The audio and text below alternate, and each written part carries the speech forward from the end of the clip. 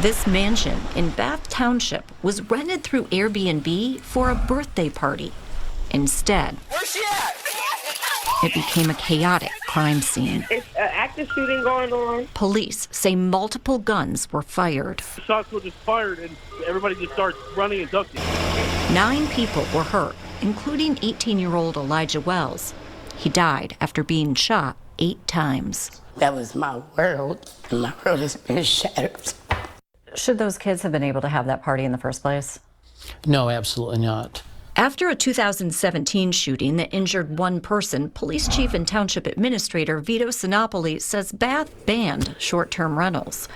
But that didn't stop Airbnb from letting the host list the mansion on its website. And that's a huge challenge with us because we don't have a great deal of enforcement mechanism because we're a township. It's pretty easy to get away with that. I think that's the current condition, yeah. Rob Fisher is an expert on housing policy at Case Western Reserve University. He says Airbnb and other short-term rental platforms should police their sites. They should be expecting that the properties that list with them are complying with local ordinances. But they're not. We checked Airbnb, Vrbo, and Booking.com. We found listings in Bay Village, Shaker Heights, and Strongsville, which have all banned or restricted short-term rentals. What does that tell you? System's not working very well. Not everyone thinks towns and cities should be able to ban short-term rentals. State Senator Andrew Brenner introduced a bill to prevent bans and says criminal activity at those types of properties is rare. The amount that go on in the short-term rentals is a fraction of a percentage of anything that you see on a daily basis in the Cleveland metro area. Allowing short-term rentals everywhere would also benefit him. The senator says he owns a handful of short-term rentals. Is it good money? It depends on the time of the year and everything.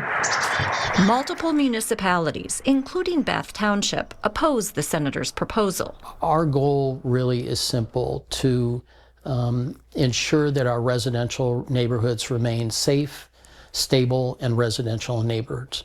Since the shooting, Sinopoli has asked Summit County for help. The county could put teeth into an ordinance that restricts short-term rentals that the township can't. And his officers arrested 3 people connected to the shooting, including 2 for murder. In his 40 years on the force, he says nothing compares to what happened at the mansion last month. You must have been shocked. Definitely.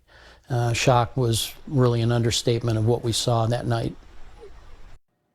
We wanted to talk to the owner of the Airbnb in Bath to ask if she knew about the township's ban, but when I called her, she hung up on me.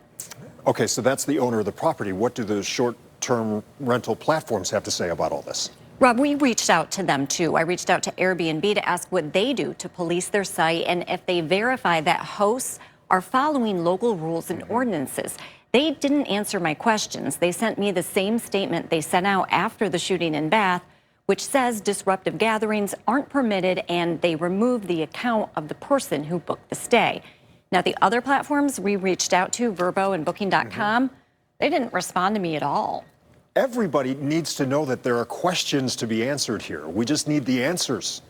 We'd like to know their policy. We'd like to know what they do to make sure that communities' rules and ordinances and other health and safety and welfare measures are being followed. Right. But we didn't get the answers we asked. Not today. We'll try again tomorrow. Sarah, thank you so much for that.